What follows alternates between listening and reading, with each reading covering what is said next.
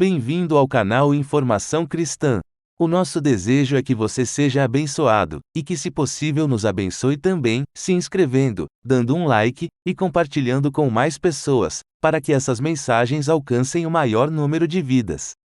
Ajude o canal Informação Cristã a crescer, para que o nosso trabalho alcance o nosso objetivo de evangelização. Muito obrigado e que Deus te abençoe.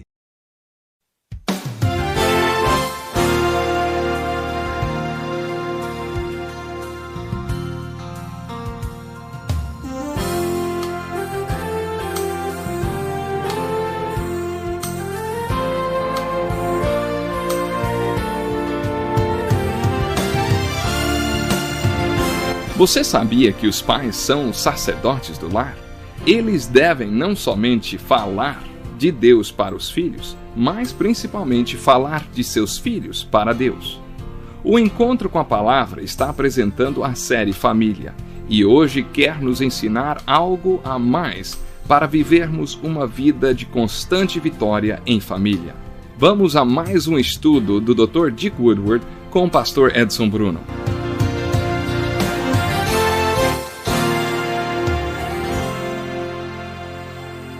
Este é o Encontro com a Palavra, um programa que tem levado milhares de pessoas em todo o mundo a caminharem pela Bíblia toda. Nesta série de estudos estamos descobrindo que a Bíblia nos ensina sobre o relacionamento conjugal. Terminamos o último programa perguntando de onde você tira seus conceitos sobre sexo. De onde vêm as informações que você tem sobre esse assunto?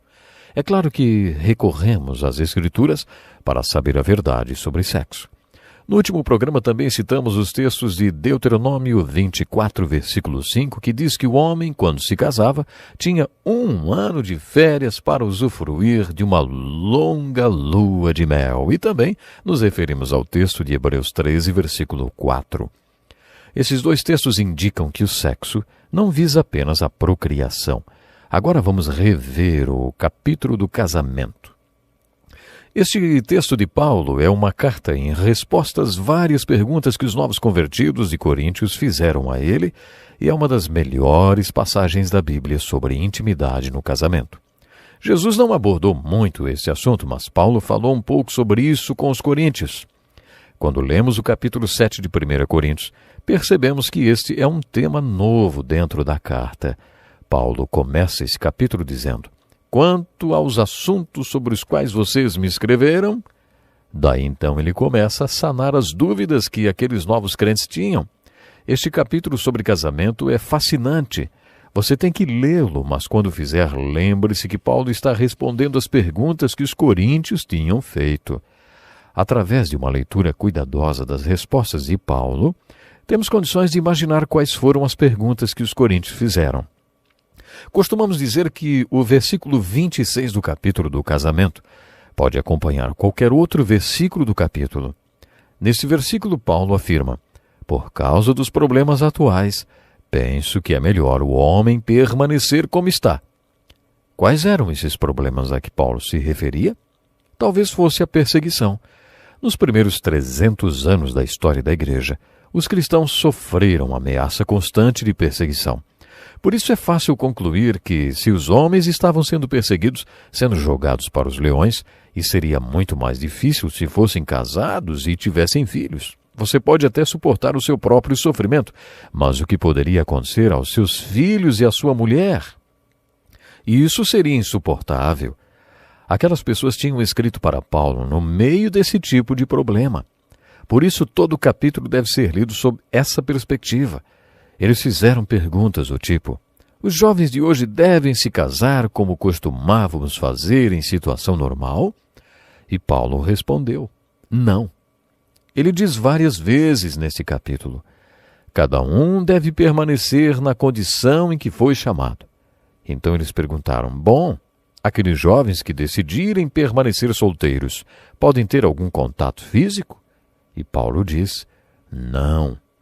Mas se não conseguem controlar-se, devem casar-se, pois é melhor casar-se do que ficar ardendo de desejo. Essa é a palavra de Paulo. Diante dos problemas que enfrentavam, Paulo diz que era melhor não casar, e se não se casassem, não deveriam ter nenhuma atividade sexual. De acordo com o texto, eles então devem ter perguntado: e aqueles que já estão casados, hein? Eles podem ter uma vida sexual normal? Para essa pergunta, Paulo respondeu: agora, respondendo à pergunta que vocês me fizeram em sua carta, primeiro, é bom ter relações sexuais? Claro que é, mas só dentro de um certo contexto, ele diz. É bom que o homem tenha uma mulher e que a mulher tenha um marido.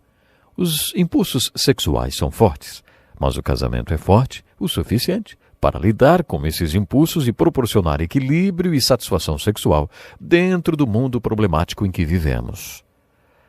O leito matrimonial deve ser um lugar de mutualidade. O marido buscando a satisfação da mulher e a mulher a satisfação do seu marido. O casamento não é um lugar para buscar os seus próprios direitos. O casamento é uma decisão de um servir ao outro, quer na cama ou fora dela. A abstinência sexual é permitida por um certo período, se os dois estiverem de acordo, visando oração e jejum, mas apenas por um período de tempo. Depois devem se unir novamente. Quando menos esperamos, Satanás usa sua astúcia para nos tentar. No entanto, não estou dizendo que essa abstinência é um mandamento. Estou aconselhando e vocês podem seguir ou não o meu conselho. Que conselho incrível de Paulo, não? Esse é um conselho precioso para o casal evangélico. Gosto muito da palavra mutualidade. A palavra-chave na vida sexual de um casal cristão não é o que é certo ou errado. A palavra-chave é mutualidade. O que é mutualidade? Sempre que falamos sobre a intimidade dentro do casamento, com pessoas que estão casadas há muito tempo, surgem muitas dúvidas. Os casais se perguntam se tem alguma coisa errada com eles. Será que existe algo de errado entre nós? Acho que se houver mutualidade, não haverá nada de errado entre o casal. Não haverá nada de errado se houver prazer mútuo. A mutualidade é muito importante. As pessoas fazem perguntas a respeito da frequência, da média, mas a palavra-chave não é frequência nem média. A palavra-chave é mutualidade. Observe que Paulo diz que essa abstinência deve ser com mútuo consentimento. Isso é muito importante. É uma decisão. O casamento é uma decisão e Paulo está falando sobre a área sexual do casamento. Proporcionar prazer ao parceiro é uma decisão na cama ou fora dela. Você percebe? Aquilo que você aprende na cama também se aplica em todo o seu relacionamento. Infelizmente existem essas ideias românticas e irreais. Muitas vezes as pessoas dizem que se apaixonaram logo de cara. Parece que se trombaram na rua e se apaixonaram. Logo a pessoa começa a sentir os efeitos dessa trombada e quer se livrar dos hematomas. Eu já até perdi a conta de quantos casais atendi que começavam a consulta dizendo: eu não o amo mais. Está vendo? As pessoas se desapaixonam do mesmo jeito que se apaixonam. Não existe segurança nem estabilidade. Só que amar não é uma questão de estar ou não apaixonado, é uma questão de decisão. É um compromisso. Você toma a decisão e assume o compromisso de amar alguém. É claro que isso implica em um relacionamento físico também. Por isso envolve mutualidade, decisão e incondicionalidade. Gosto muito desse conceito contido no texto de Paulo, de que o casamento não é um lugar de buscar seus direitos.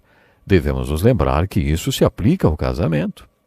Agora, junte esse capítulo do casamento com o texto de 1 Coríntios 13, versículos de 4 a 7, e aplique as virtudes deste texto ao contexto do casamento.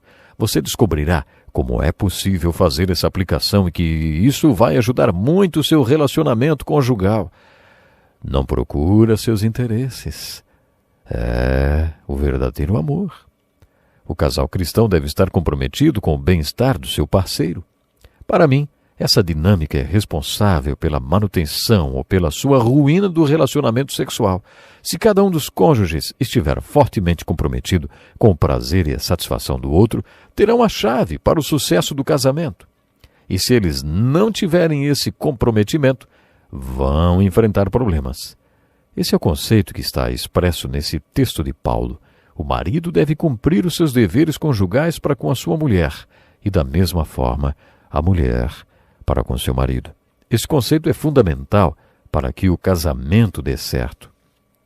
Paulo dá mais um conselho neste trecho de 1 Coríntios, capítulo 7. No meio do assunto sobre unidade e intimidade física, Paulo diz: não se recusem um ao outro, exceto por mútuo consentimento e durante certo tempo, para se dedicarem à oração. Depois unam-se de novo, para que Satanás não os tente por não terem domínio próprio. Ele está dizendo que se os dois concordarem, podem se separar para que orem e jejuem e depois unam-se novamente. Isso resultará em um casamento mais forte. Creio que Paulo está dizendo que até a vida sexual também estará melhor. Pedro e Paulo lançam um modelo para o casamento e esse modelo é Cristo e a Igreja. Na figura de Cristo como pastor da Igreja e na da Igreja sendo pastoreada por Cristo, você encontra a definição de papéis para o homem, como o marido e o pai, e para a mulher, como esposa e mãe. Mas onde está a ilustração sobre sexo? Muitos estudiosos dizem que está na comunhão entre Cristo e a Igreja. É aí que está ilustrado o relacionamento físico entre o homem e a mulher. E mais uma vez Cristo e a Igreja são exemplos para o homem e para a mulher. A união física entre homem e mulher é a comunhão de duas personalidades, ilustrada na união de Cristo com a Igreja. Isso é espiritual. Essa união física que envolve mutualidade, decisão própria e incondicionalidade também deve ser espiritual para ser plena. Você pode estar se perguntando: pastor, o que o Senhor quer dizer por elo espiritual? Qual é a ligação espiritual que existe entre um homem e uma mulher? Como já disse muitas vezes, não importa o que eles façam, orar ou apenas ficarem juntos, você já ouviu muito isso. Eu não estou falando que a ligação espiritual existe só porque eles oram juntos, apesar de concordar que seja muito bom orar junto. Geralmente os casais que oram juntos permanecem juntos. Entretanto, creio que a ênfase no laço espiritual é que sempre é individual. A relação mais íntima que você deve viver não é a relação sexual com seu cônjuge. A relação mais íntima que você pode ter é com Deus. O psiquiatra Jung já dizia isso. Os homens ficam mais à vontade para falar sobre sexo do que para falar sobre sua vida religiosa. Isso porque consideram a vida espiritual ou religiosa mais íntima do que a sexual. Creio que essa ligação espiritual seja algo muito individual. Se você é casado e seu casamento não é do jeito que você gostaria, ou talvez esteja até pior do que isso, saiba que você não vai conseguir ser o pai adequado que precisa ser sem a ajuda de Deus, e também não será a pessoa adequada que precisa ser no casamento sem a ajuda de Deus. Talvez você esteja se perguntando: tá bom, e aí onde é que eu posso conseguir essa ajuda, hein? Preste atenção no que quero lhe dizer agora já, caminhando para o final do nosso programa, infelizmente, mas a dimensão mais importante da nossa vida é a espiritual. Se você procurar estar de bem com Deus, então com certeza, essa dimensão espiritual, o Senhor Deus lhe ajudará a estar de bem com você mesmo, com a sua esposa, com seus filhos. Então, o primeiro passo é a dimensão espiritual. Esteja de bem com Deus. Esteja de bem com Deus. No próximo programa nós vamos falar sobre as 7 maravilhas espirituais do mundo. Você não pode perder, hein? Até lá então, Deus lhe abençoe.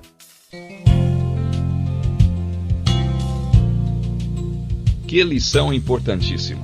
Obrigado, pastor Edson Bruno. Prezado ouvinte, coloque em prática o que você ouviu aqui.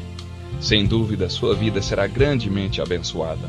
Este é um estudo escrito pelo Dr. Dick Woodward, na voz do pastor Edson Bruno. Escreva-nos e solicite o material.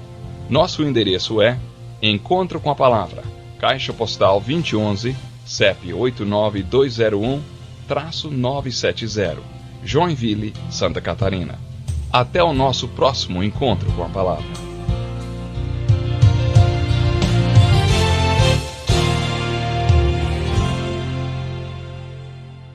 Obrigado por ter assistido um vídeo do nosso canal Informação Cristã.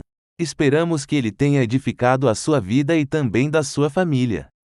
Pedimos que por favor se inscreva no nosso canal, dê um like e compartilhe esse vídeo para o maior número de pessoas, para que elas também sejam edificadas e alcançadas pela palavra do nosso Deus. Que Deus te abençoe e até o próximo vídeo.